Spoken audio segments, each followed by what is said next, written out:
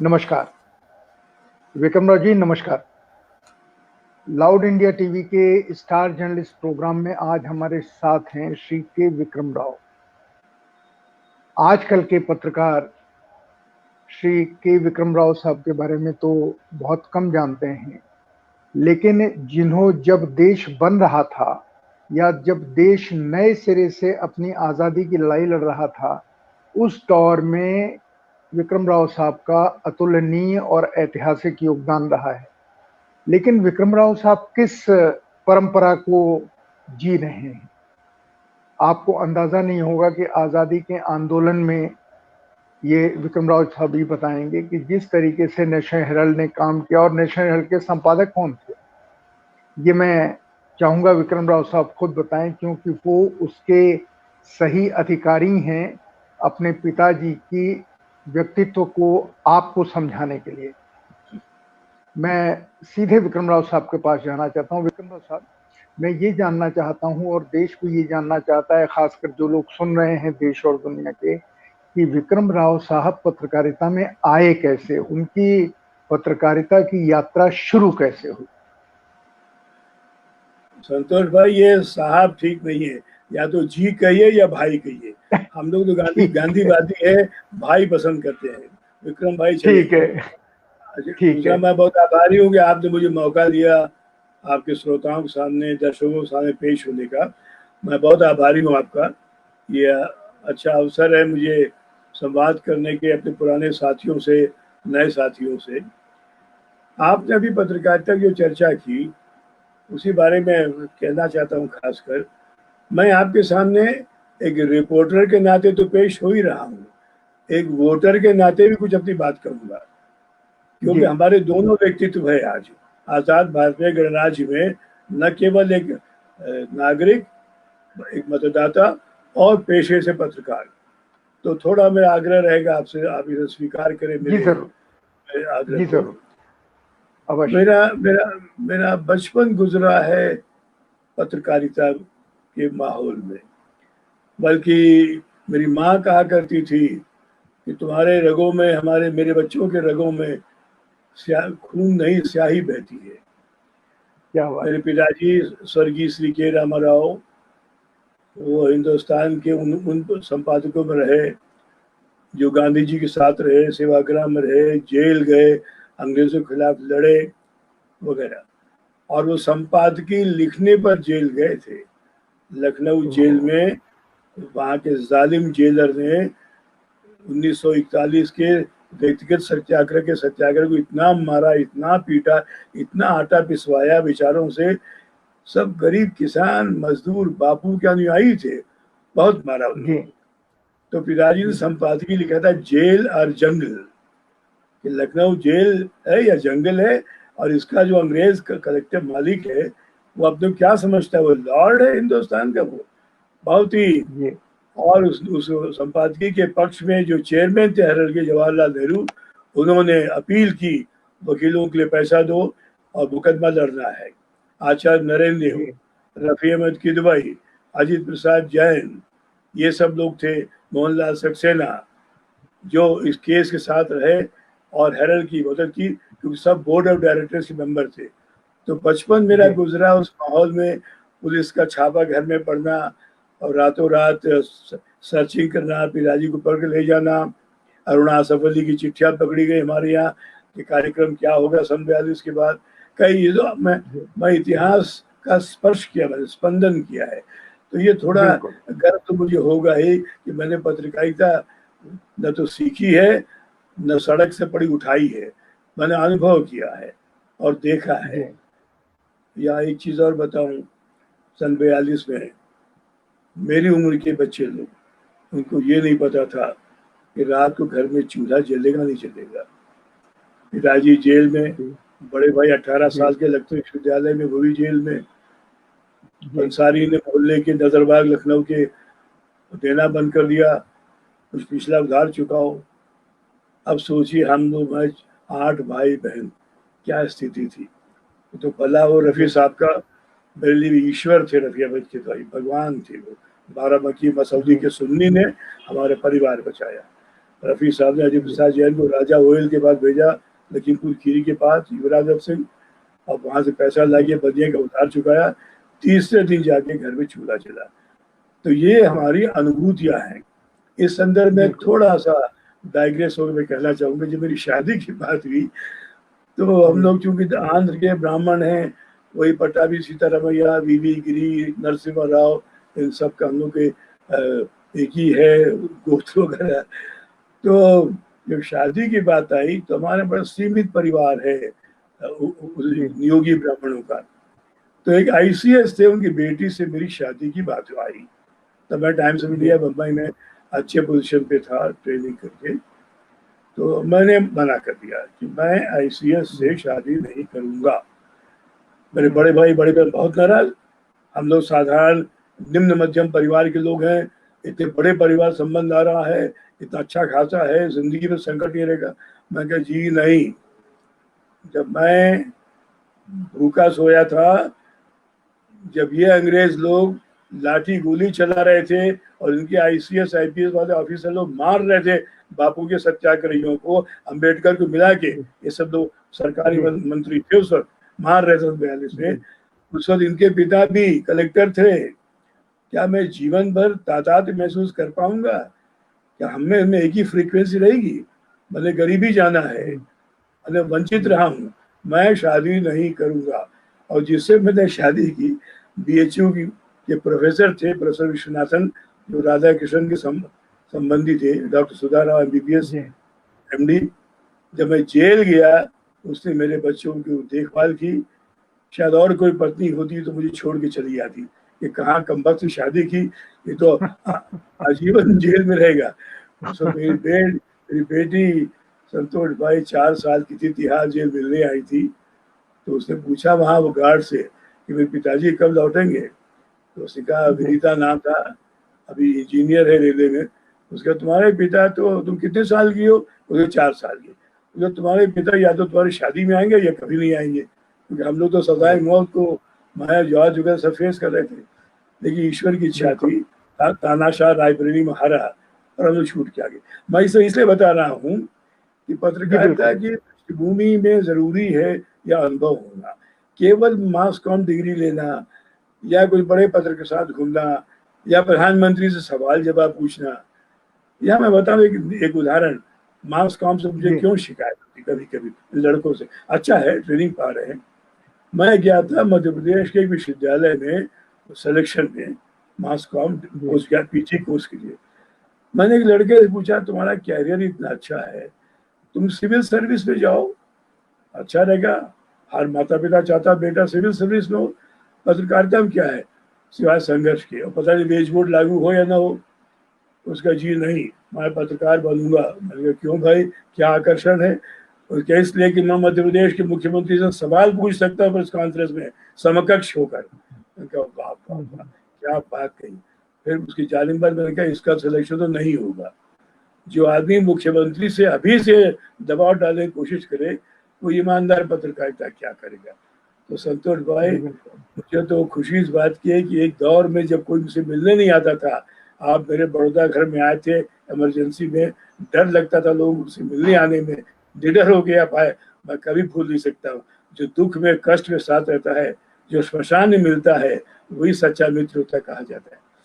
तो मैं थोड़ा आगे बढ़ूँ इसके बाद, मुझे खासकर मैं ये कहना चाहूँगा, पूरा छोड़ दे आज़ादी पहले का, बहुत आत्मकथा हो जाएगी। आज़ादी के बाद जब मैंने आया जर्नलिज्म में, मैं देखता था, शिकायत करता था जब यूनिवर्सिटी में था लखनऊ की, कि डिपार्टमेंट ऑफ जर्नलिज्म खुला नहीं था।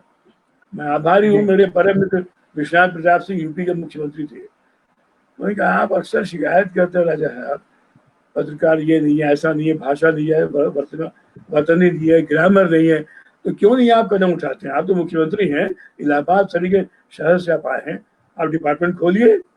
उनका ठीक है। तो मेरे आग्रह पे विश्वनाथ प्रताप जी ने लखनऊ विश्वविद्यालय में डिपार्टमेंट खोल दिया।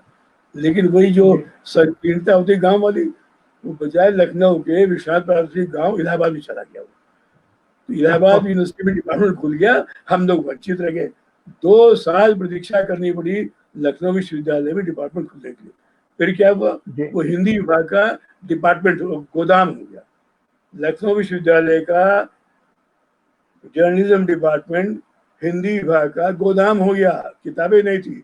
तो जो जो देश में जाया करता था, मैं वहां से करीब 5,000 किताबें लाया, जर्नलिज्म पर, जी पेज लेआउट पे, फोटोग्राफी पे, रिपोर्टिंग पे, इंट्रो लिखने पे, सब ला के लखनऊ विश्वविद्यालय को दिया कि भाई मेरा विश्वविद्यालय है, पढ़िए इसके। तो मुझे आपसे ये कहना है कि जर्नलिज्म ट्रेनिंग के बारे में हमारे दौर में किसी को ध्यान नहीं दिया।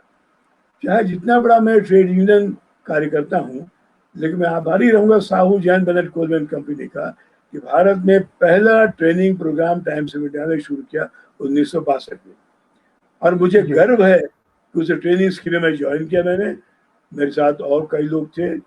लेकिन बाद में जो उसमें आए हैं, गणेश मंत्री मेरे साथ था, धर्मयुग का एडिटर हुआ, मशहूर समाजवादी विचारक था, विश्वनाथ जी सचदेव रहे, उसके बाद जी MG अकबर बाद में आए थे, इस तरह विनोद तिवारी माधुरी के संपादक रहे। तो कई जी लोग आए, उस ट्रेनिंग स्कीम से फायदा उठाया, और मुझे तो बहुत ही लाभ हुआ। कम से कम भाषा के मैं अलावा जर्नलिज्म क्या है।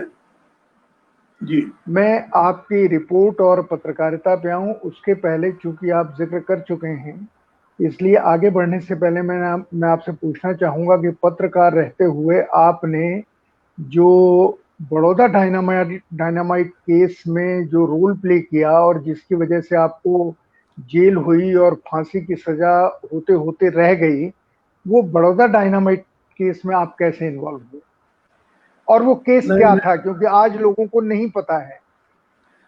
मैं बताऊं, उसमें इमरजेंसी हो गई थी, और ऑल इंडिया रेडियो का जो प्रोग्राम एग्जीक्यूटिव था वो मेरा सेंसर था, जिसे न गुजराती आती न हिंदी आती थी। वो बताता था कि अंग्रेजी में मैं क्या लिखूं टाइम्स ऑफ इंडिया में। बड़ी ग्लानि होती थी मुझको।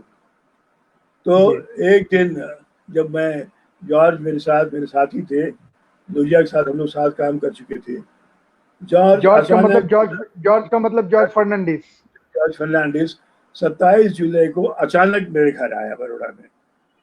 आते उसने कहा, विक्रम मैं अपने देश में शरणार्थी हो गया हूँ। बड़ा जी भावुक था वो, सरदार बन के आया था। तो मैंने रखा उसको। अब चूंकि मेरी पति रेलवे डॉक्टर थी, ज़्यादा सेफ नहीं था, मैंने उसको दूसरे दिन गेस्ट हाउस में शिफ्ट किया और पूरी चर्चा की।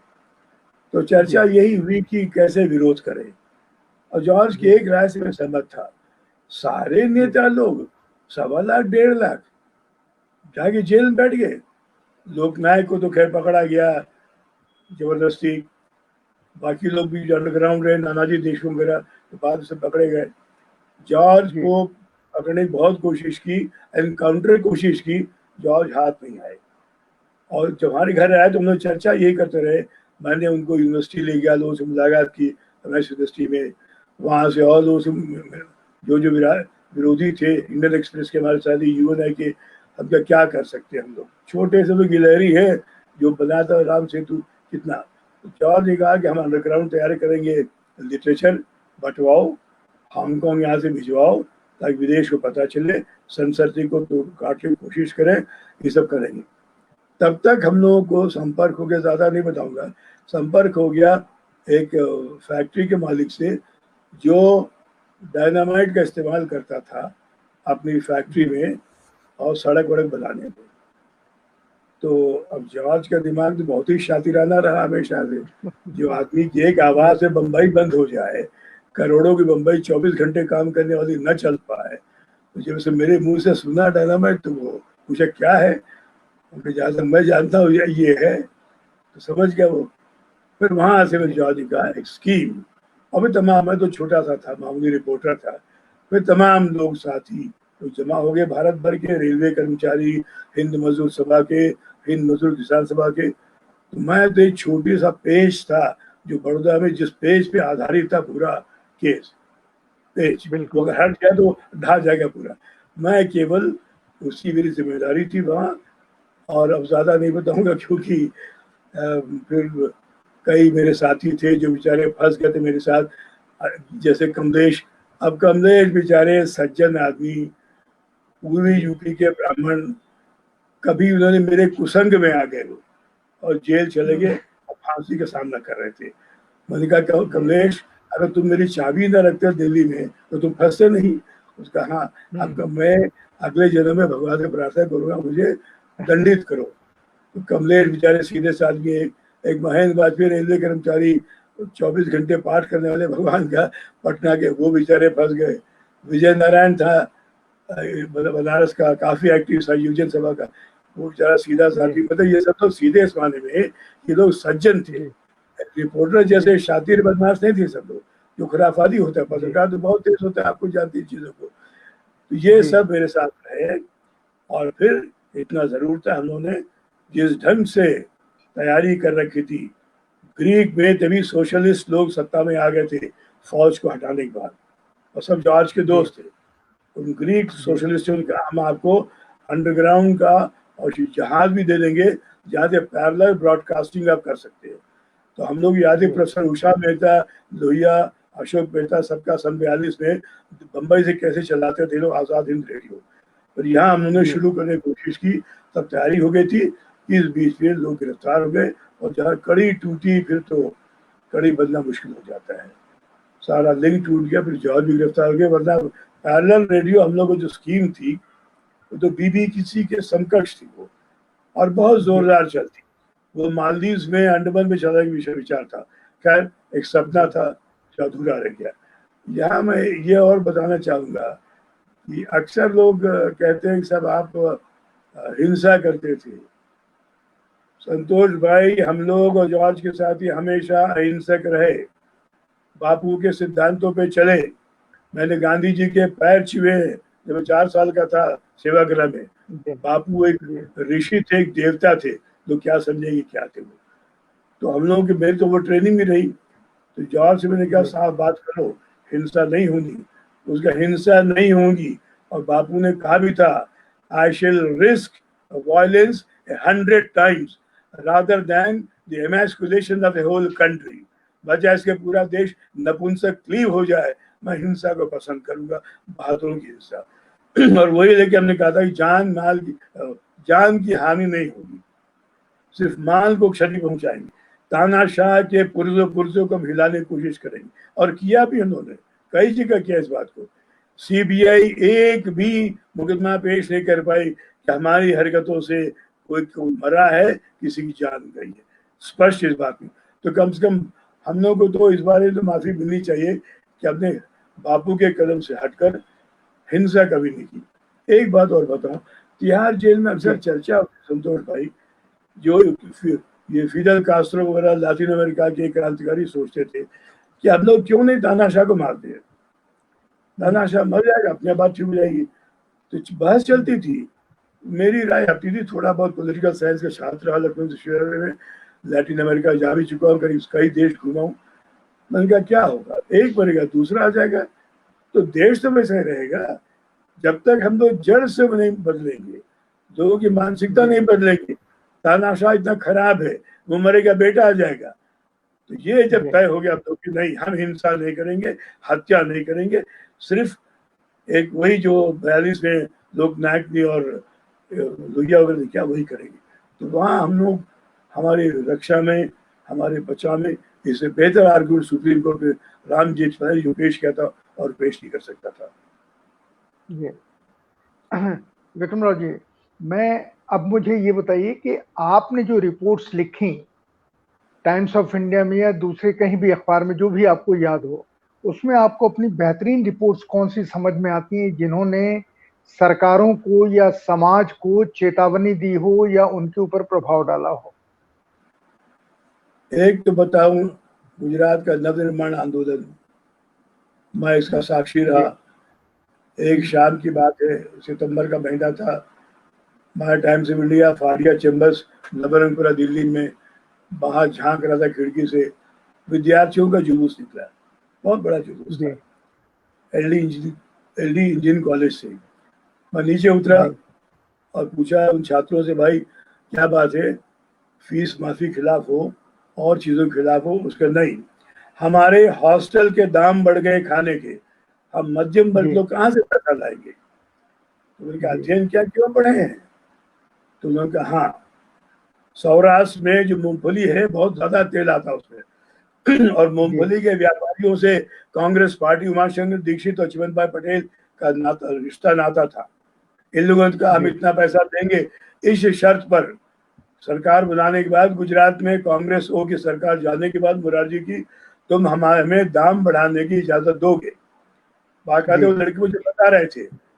और तेलिया राजाओं ने दाम बढ़ा दिए, हॉस्टल के दाम बढ़े, ये रिश्ता चला आ रहा था दीक्षित के चुनाव के पैसे से। चिमनभाई पटेल ने कैसे नेतागिरी की, सौराष्ट्र में कैसे मूंगफली तेल बिका, अहमदाबाद का हॉस्टल में कैसे दाम बढ़े और लड़कों ने हड़ताल दी। नव निर्माण आंदोलन को लोक नायक का आशीर्वाद दिया। लोक नायक कहा बिहार में तुम्हें असफल रहा, गुजरात ने दिखा दिया है रास्ता क्या है, और इसी भरोसे आंदोलन चला। बाद में क्या हुआ, सब जाति इमरजेंसी वगैरह। लेकिन ये जो चीज थी गुजरात में, मैंने रिपोर्टिंग की, मुझे बहुत खुशी है, गर्व है कि मैंने इतिहास को करवट लेते देखा है। क्या बात। मैंने देखा है किस प्रकार नवनिर्माण हुआ था और लोक नायक जो दूसरे गांधी थे किस प्रकार उन्हें अवतार लिया और हम लोगों को प्रेरित किया। जी बिल्कुल। इसके अलावा एक रिपोर्ट, ये तो पुरानी बात हो गई, एक मैं आधुनिक रिपोर्टिंग करूंगा। आजकल मुझे अच्छा क्यों लगता है, आजकल के लड़के क्यों हमसे आगे बढ़ गए हैं, हम तो पिछड़ गए, वो बहुत आगे। क्यों? जो समाचार संकलन का तरीका है, तकनीक है, वो आज बहुत बढ़ गई है।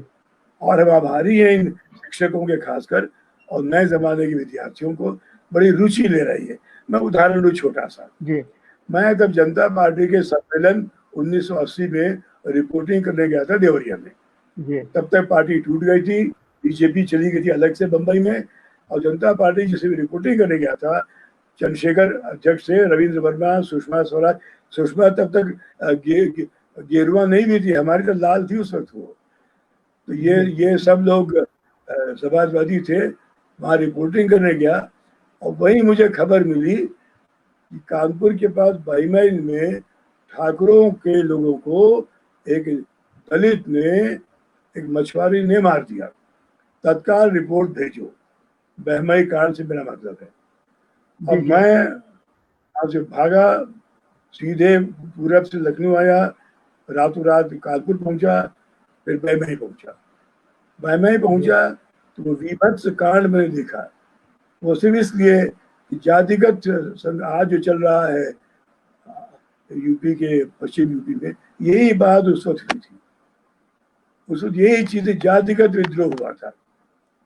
और ये मैं तारीफ करूंगा विश्वनाथ प्रताप सिंह मुख्यमंत्री की, कि खुद उस जाति के होकर भी उन्होंने दलितों का साथ दिया और क्षत्रियों का साथ नहीं दिया जो जुल्म के प्रतीक थे। और बड़ी चीज होती है ये, यूपी के माहौल में आप जानते हैं जाति से ऊपर उठना बिल्ले ही करते हैं। जब वहां आया, अब प्रोफेशनल बात देखिए, मैं सबसे इंटरव्यू किया, मिला और सोचा लिखूं। अब आगे कानपुर आया। अब वही है कि जो वो कहते हैं ना कि टेलीफोन पर प्यार करना किसिंग ऑन टेलीफोन जैसे हो जाता है। अब खबर तो मिल गई, अब अहमदाबाद टाइम, ये दिल्ली टाइम्स ऑफ इंडिया पहुंचे कैसे मेरी रपट, बड़ी दिक्कत। गया कानपुर सीडीओ का, भैया ये रपट है ले लोगे? उसका हमारे यहाँ तो टेलीप्रिंटर डाउन है दिल्ली का। अब बताइए, मेरा दुर्भाग्य, दुनिया की सबसे महत्वपूर्ण खबर थी उस वक्त, लीड थी दुनिया भर में, हम पहुंच ही नहीं पा रहे। उसका एक हो सकता है, मैं आपको तब हुआ करता था ये टेक्स्ट भेजने के लिए, टेलीप्रिंटर के अलावा टेक्स्ट, तो उसका ₹1 एक शब्द होता था। टेलीप्रिंटर सारा सस्ता था, अठन्नी छपन्नी होता था, उसका ₹1 लूंगा। मैं कहीं मारवाड़ी सेठ है टाइम्स इंडिया के, मसाले मेरे बिल पे न करे, तनख्वाह से काट ले। तो मैंने बताया अपने चीफ ऑफ ब्यूरो से, ये रास्ता है वरना बेकार हो जाएगा, गुंडे की भूमि गुड़ हो जाएगा, बहुत बढ़िया खबर है, उनका भेजो, तुम देखते हैं। तो ₹1 शब्द के हिसाब से 1980 में जो रुपए कीमत थी, मैंने पूरी रपट भेजी और लीड छपी और आई विटनेस था। मुझे गर्व है संतोष भाई कि इतिहास को मैंने देखा, एक जातिगत आंदोलन देखा। और फूलन देवी बाद में जब बढ़ी वो और सांसद बनी, तो वो एक विरोध का प्रतीक थी। भले लोग जो कुछ के सही गलत कहे, बाद में मार डाली गई वो, लेकिन एक विरोध का प्रतीक था, क्योंकि आज भी भारत में अगर हिंसा न हो तो ये दलित लोग ऊपर उठ नहीं सकते हैं। ये दुर्भाग्य इतिहास है इस देश का। बिल्कुल, बिल्कुल, बिल्कुल। आपके ज़माने में जब आप रिपोर्ट कर रहे थे विक्रमराव जी, उस दौरान पूरे मीडिया का दृश्य क्या था? सब लोग एक ही तरह से रिपोर्ट कर रहे थे या रिपोर्ट को तोड़-मरोड़ करके सत्ता के पक्ष में लिखने की कोशिश कर रहे थे? या आप इसके जिस दो तरीके से एक मिनट, आप जैसे प्रो पीपल जर्नलिज्म कर रहे थे, उस समय ओवरऑल जर्नलिज्म का टोन क्या था? नहीं, वो तो हमेशा इतिहास में भी रहा है, अंग्रेजों के भक्त रहे, अंग्रेजों के विरोधी रहे। आज़ादी के बाद भी यही रहा, पत्रकारिता बटी रही। मुझे शिकायत खासकर है नेहरू के युग, नेहरू के युग में जो महिमा मंडन मीडिया करती रही 16 साल तक, लोहिया का एक अक्षर नहीं छपता था। लोकनायक जयप्रकाश जी हड़ताल की कॉली रेलवे की नहीं छपी। वो दौर भी मैं बचपन में पाठक रूप में देख चुका हूँ। कितना दमन होता था, एक व्यक्ति का मंडन किया जाता था, सुभाष बाबू की खबर नहीं छपती थी। ये 1962 के बाद, 63 के बाद जब आचार्य कृपलानी लोहिया पहुंचे लोकसभा में, तब मीडिया के दिमाग खुल गए और मीडिया वाले समझ गए ये भी एक पक्ष होता है रिपोर्टिंग का, ऑपोजिशन का होता है। तब तक तो मैं पत्रकारिता प्रवेश ही कर रहा था। यहाँ मैं खासकर गुजरात और महाराष्ट्र जहाँ मैंने काम किया वहाँ के बारे में बताऊं, बाई एंड लार्ज पत्रकार लोग सत्ता के विरोधी रहे। हम लोग का बड़ा क्लियर जो नजरिया था, the world is divided into 2 blocks. 2 block में, 2 गुटों में दुनिया बटी हुई है, एक सत्ता का गुट, एक जनता का गुट। और हम पत्रकारों की जिम्मेदारी है जनता का गुट, क्योंकि पीआईबी और इंफॉर्मेशन तो है उनके साथ, वो तो प्रचार करेंगे ही उनका, सरकार का। उस वक्त में बताओ एक घटना फिर अपने टाइम्स ऑफ इंडिया से जुड़ी हुई है। मेरी गिरफ्तारी के बाद क्या संतोष भाई, बहुत आपको पसंद आएगा। मैं जब गिरफ्तार होकर जेल में, वहाँ पुलिस कस्टडी में था, तो बड़ी यातना थी। वो हेलीकॉप्टर के थे, पंखे में टांगने वाली बात, जमीन से सुलाते थे, बहुत परेशानी, सोने नहीं देते थे।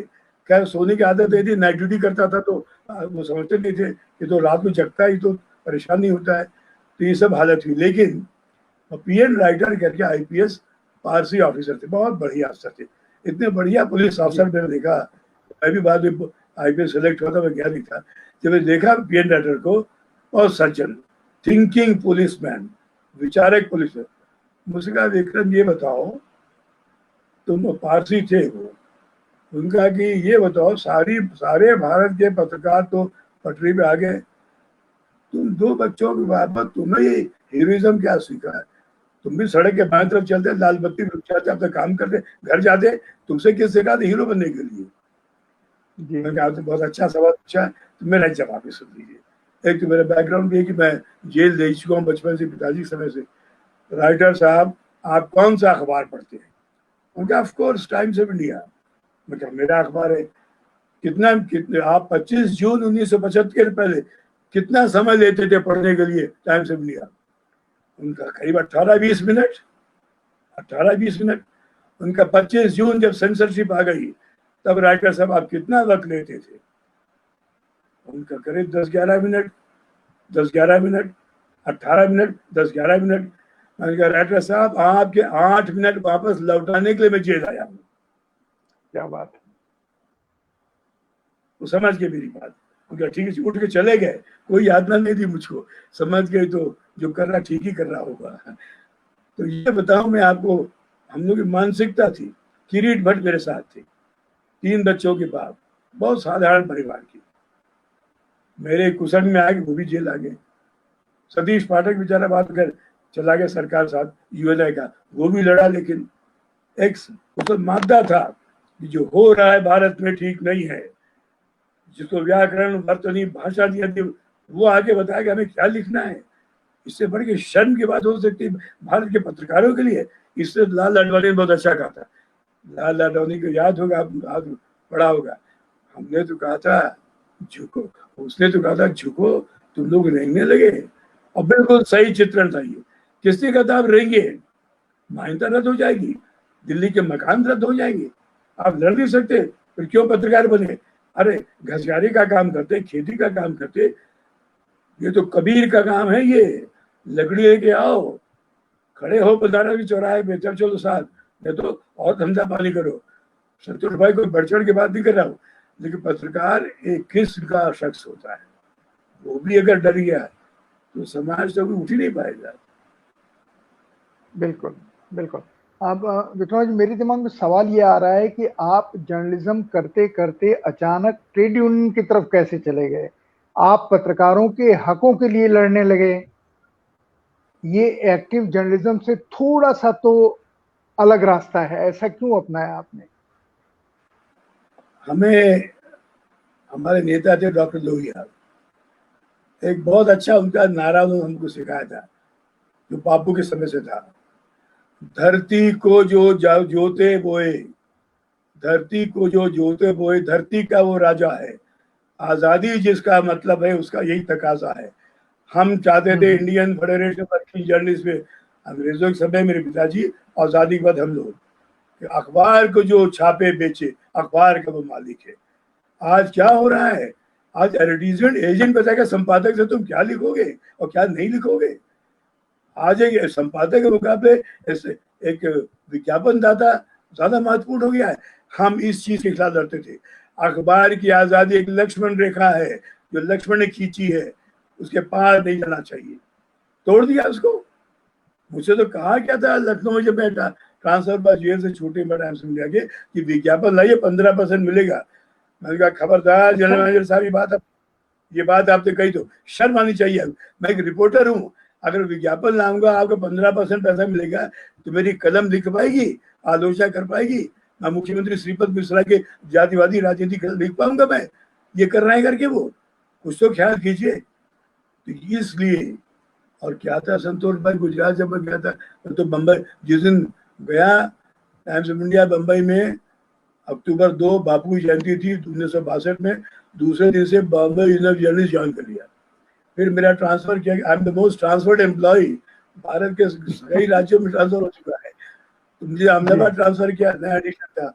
वहां जब गया, अब बताइए अगर गलत हो तो आप मुझे टोक दीजिएगा, वहां करोड़ों मुनाफा कमाते गुजरात संदेश, गुजरात समाचार, तमाम अखबार लोग, और गुजराती तो बड़ा व्यापारी तेज होता है मारवाड़ी के बाद, उनका इतना व्यापक उनका व्यापार था। और जानते हैं वो स्टील के लिए क्या देते थे? आप तो एक उद्योगों से भी जुड़े रहे हैं, आप जानते हैं 20% कम से कम होता है बोनस, या कम से कम वाजिब हिस्सेदारी हो। एक स्टील का लोटा देते थे, स्टील का लोटा बोनस के नाम पे। मेरा दिल जल गया, मैंने कहा हमें इसी दफ्तर में 20% मिलता है, इनको बेचारों को इतना, क्योंकि गुजराती है, मैं अंग्रेजी बोलूँ। उनका यूनियन बनेगी, यूनियन बनी, और फिर जो आंदोलन चला, अब बताओ, फिर गांधी जी, साबरमती आश्रम पास हमारा दफ्तर था, वो यूनियन का ऑफिस था, साबरमती के संत ने हमें सिखाया था। हमने क्या किया, फिर आप तारीफ करेंगे मेरी, हमने कोई हिंसा नहीं की, मशीन रोकने की कोशिश नहीं की। अखबार का मालिक जो शोषक था, उसकी इकलौती बेटी की शादी थी। हम प्ले कार्ड लेके दिसंबर में सूट पहन के आपके घर के आपके रिसेप्शन सामने खड़े हो जाएंगे और कि हितेंद्र देसाई मुख्यमंत्री जी ये हमारा शोषण करता है, टम्बलर देता है, मेहरबानी करके अपने कानून लागू कराइए और तब जाइए अंदर, नहीं तो हमारे शरीर के ऊपर चाहिए। 24 घंटे के अंदर बोनस ठीक हो गया। इससे बढ़ के कोई नमक सत्याग्रह हो सकता है अखबार वालों के लिए? बिल्कुल। तो आखिर क्यों बने ट्रेड यूनियन? कोई पापी बनता नहीं है, बनाया जाता है। और विवश हो गया उन्होंने बनाया ट्रेड यूनियन, वो कहो कि वो जरूरी था। कितना आज क्या हो रहा है, 15,000 करोड़ का नुकसान दिखा रहे हैं आईएनएस वाले कोरोना की वजह से। ठीक है, नुकसान हो गया 15,000 करोड़, नहीं होना चाहिए। अब कितने पत्रकार निकाले गए, कितने श्रमजीवी सड़क पर हैं, और कितनों ने आत्महत्या की, नोएडा में खबर छपी है। तो दिल नहीं चलेगा? ये मानवता का प्रश्न है, कोई ट्रेड यूनियन का नहीं संतोष भाई। जी विक्रम राव जी, जो जर्नलिज्म आपने किया या जिस ट्रेड यूनियन संगठन की ताकत या समझदारी को आपने अभी बताया, आज के ज़माने में जब आप और हम बात कर रहे हैं, आज की पत्रकारिता को देख करके, अखबारों को देख के या खासकर टेलीविज़न को देखकर आपके ऊपर क्या असर पड़ता है? मैं किस तरह का घटना, महसूस करते हैं? भावनाएँ भावनाएँ कैसे उबाल लेती हैं या नहीं लेती हैं? इसका जवाब मैं एक घटना बता दूं।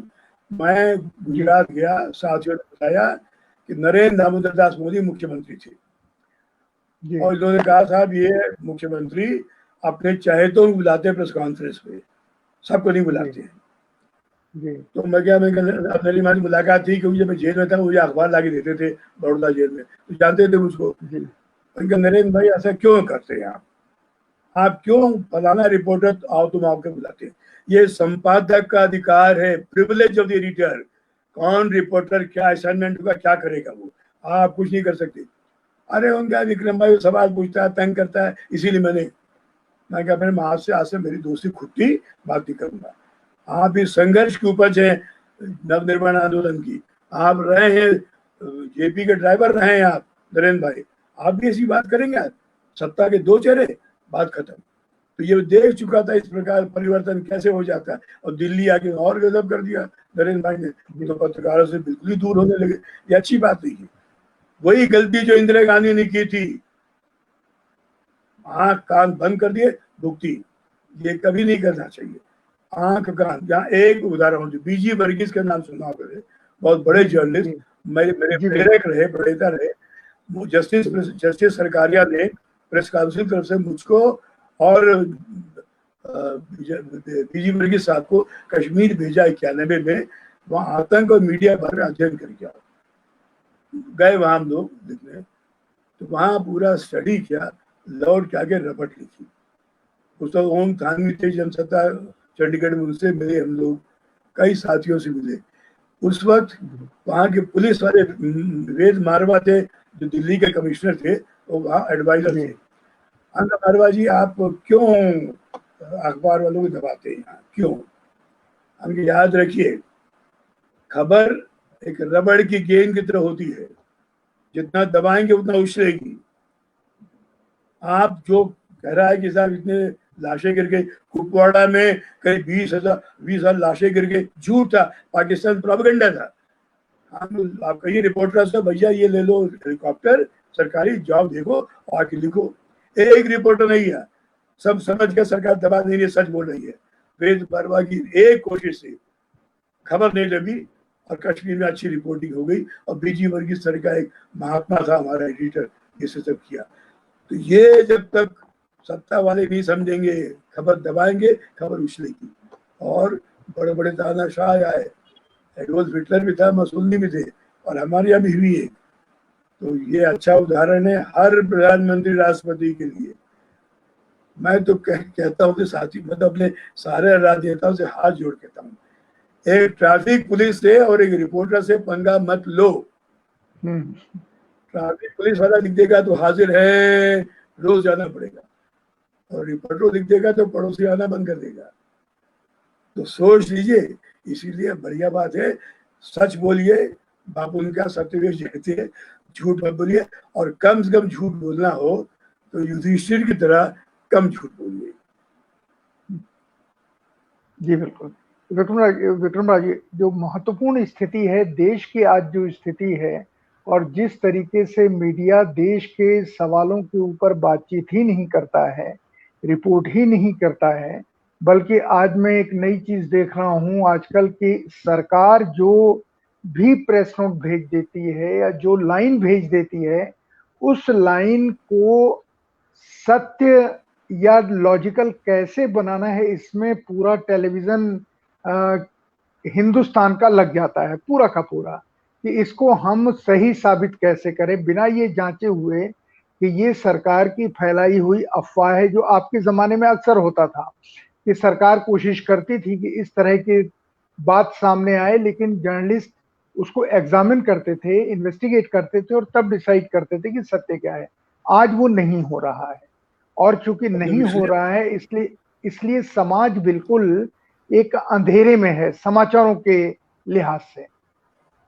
आपने कभी विश्लेषण किया कि नौबत क्यों है आज के भारत में? वही अखबार जो खुलकर लिखते थे, कभी दबाते नहीं थे खबर। सिर्फ एक बार नेशनल हेरल्ड जो हमेशा अच्छा था, नेशनल हेरल्ड ने रायबरेली के परिणाम को पेज 1 कॉलम 1 पे सिंगल कॉलम छापा था, इंदिरा गांधी लूजेस करके। हम लोगों ने प्रोटेस्ट किया था, ये क्या तरीका है। मैन ऑन द मून के बाद यही सबसे बड़ी खबर थी रायबरेली की, मास्टर्ड के ऊपर छापते, क्यों ऐसा हुआ, ये सवाल जी विश्लेषण कीजिए। तब तक और अभी हाल ही में कुछ वर्षों पहले तक व्यापार और पत्रकारिता रिपोर्टिंग में जुड़ाव नहीं था। जो नाबीनाल था वो कट चुका था जब से रिपोर्टिंग शुरू हुई। आज वो नाबीनाल मजबूत हो गया, वापस आ गया है। व्यापार के लिहाज से देखा जाता क्या खबर छपे।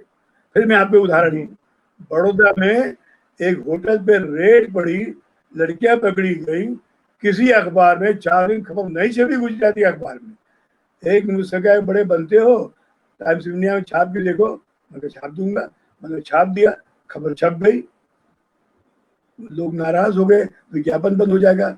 मैं कहा हमें गुजराती अखबार से तो बेहतर है, वहां तो दबाव पड़ रहा है, आप तो अरबों कमा रहे हैं मुनाफे में, इतने एडिशन में, आपको क्या शर्म है।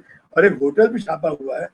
ये शुरुआत थी संतोष भाई। तो व्यापार को जोड़ देंगे तो विज्ञापन लाने वाला बड़ा हो जाएगा, और हम मजदूर लोग, श्रमजीवी पत्रकार लोग चपरासी से नीचे हो जाएंगे। तो यही स्थिति होगी। जी संपादक के सम्मान अधिकार के लिए हम इंडियन फेडरेशन वर्किंग जर्नलिस्ट संघर्ष करते हैं। Editor should call his soul his own. संपादक अपनी आत्मा को अपना कह सके, तभी स्थिति सुधरेगी। मैं रिपोर्ट जैसे श्रीलता रेड्डी थी, मेरे साथ जेल जी में रही, बहुत बहुत बड़ी थी, मर गई बेचारी जेल में। उसने हम पत्र को यही सिखाया जो आपके सवाल के सीधा रिश्ता है। उसका विक्रम, तुम लोग लिखते हो कि इतनी भीड़ आई संजय गांधी को सुने बंगलोर में वगैरह वगैरह, ये सच नहीं, आई नहीं, लाई गई है, लिखो, अंग्रेजी सही लिखो। They were brought, they didn't come. बात तो तुम सही कह रहे हो, तुम लोग बहुत झूठ लिख रहे हो। तुम एक शपथ लो, गंगा जल लो, जनेऊ पकड़ो, जो भी शपथ लो कि हम सच नहीं लिख सकते क्योंकि हम पे दबाव है इमरजेंसी सरकार का, लेकिन हम रिपोर्टर झूठ नहीं लिखेंगे, ये शपथ ले लो। कितनी बड़ी बात की रेडी में। अगर हम इमरजेंसी में तय कर लेते हम झूठ नहीं लिखेंगे, भले ही सच हम न लिख पाए, तो जो बात लाल आडवाणी ने कही वो न कहते वो कि आप तो रेंगे लगे थे।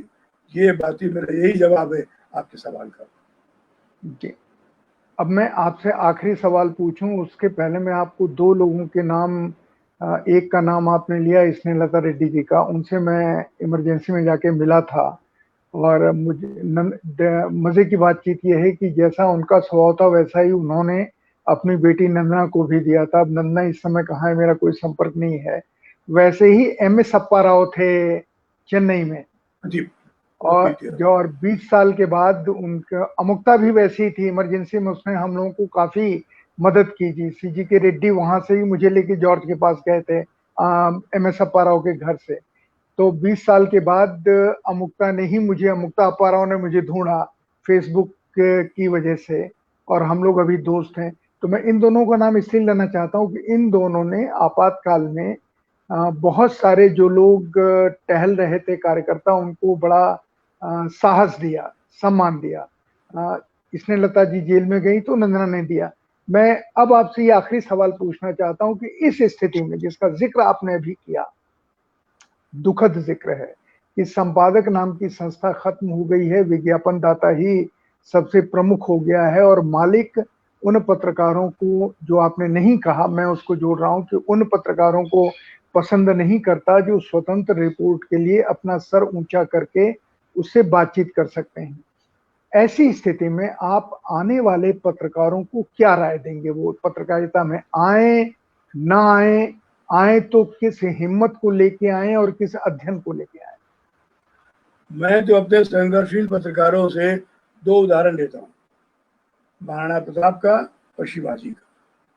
महाराणा प्रताप आदर्श थे, लेकिन तलवार लेके तोप के सामने भिड़ गए, क्या हुआ, शहीद हो गए। शिवाजी ने पहाड़ियों में बुलाया अफजल खान को, पत्थर से मारा उसको। तो अपनी रणनीति तय करो, हम बराबर नहीं लड़ सकते, है ना। सुग्रीव प्यारा कहा था राम पे आरोप लगाता कि सुग्रीव प्यारा है, बाली ने कहा था। तो बाली के सामने जो आया दुगनी शक्ति होती थी, तो भगवान राम ने उसको पीछे छिप के मारा, पाप किया। यही मैं सुझाव देना चाहता हूँ पत्रकारों को, जितना सामर्थ्य हो उतना संकल्प हो। कोई जरूरी नहीं शहादत होने की, क्योंकि तुम्हारे बच्चे हैं, तुम्हारे परिवार है। हम अगर नौकरी दिला नहीं सकते तो हड़ताल करके नौकरी नहीं लेंगे, ये मेरा निश्चित सिद्धांत हो गया है सारी नेतागिरी के बाद।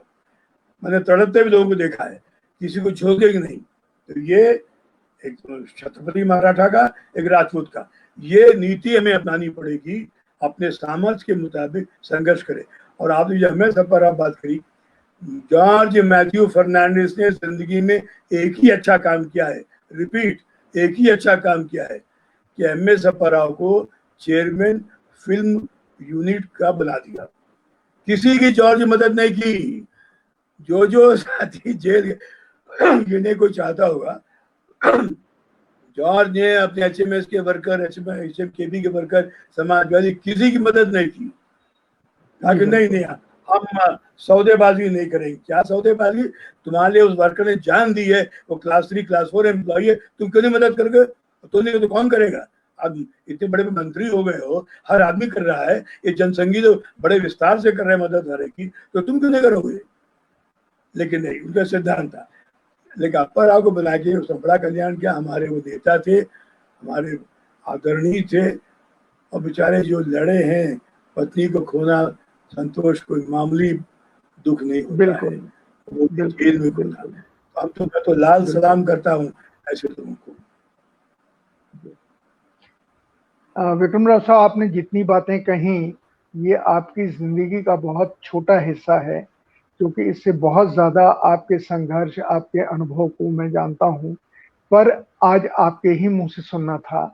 और मैं आपसे एक आग्रह और करना चाह रहा हूं कि मैं आपकी यादों को लेकर के एक प्रोग्राम में आपको बुलाऊंगा, क्योंकि आपके पास न केवल जॉर्ज साहब की यादें हैं, बल्कि राजनारायण जी की भी यादें हैं, मधुमेह जी की भी यादें हैं। ये लोगों के पास जाने चाहिए। और आपके पास विजय नारायण जैसे, एस.एम. जोशी, मृणाल गोरे, जी बिल्कुल, इन सबकी यादों को लेकर के आपको आएंगे। इतना ही नहीं, बल्कि आपके जो साधारण साथी रहे हैं, लोग जिनको साधारण मानते हैं, अपने आप में वो अपनी जगह पर बड़े रहे, जैसे विजय नारायण जी, इन सबके बारे में आपसे मैं बात कर। विजय नारायण बताओ, अगर विजय नारायण न बचाता तो जॉर्ज का एनकाउंटर हो जाता।